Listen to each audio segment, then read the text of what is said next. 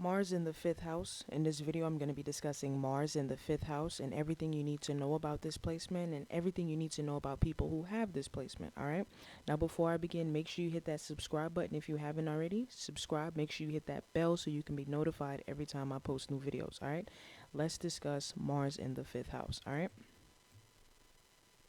Now, when you have Mars in the fifth house, you direct a lot of your physical energy into fifth house matters.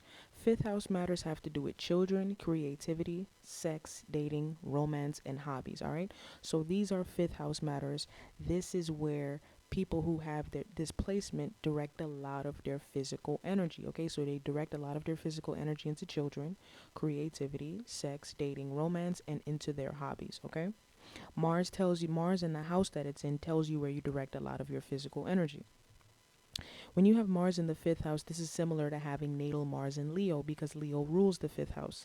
See full video I did breaking down Mars in Leo. The link for that is in the description box, okay?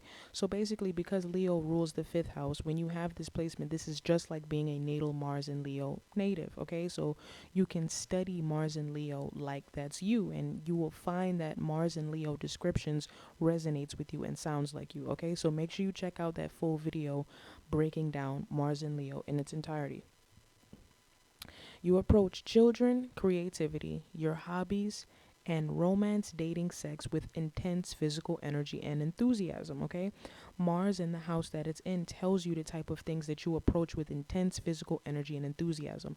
So you approach your children, creativity, being creative, your hobbies, and romance, dating, and sex with intense physical energy and enthusiasm, okay?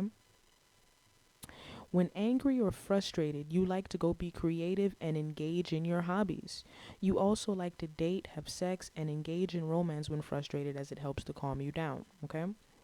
You may experience situations where you have to fight over your children or fight to protect your children, such as being in a toxic co-parenting situation. Now, again, this is just one placement. This doesn't mean that when you have this placement, you're going to end up in a toxic co-parenting situation.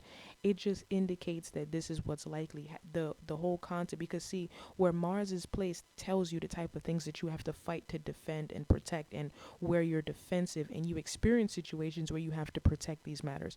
The fifth house has to do with children, creativity, and hobbies, and romance and dating affairs. So you may experience situations where you have to fight over your children, fight to protect children.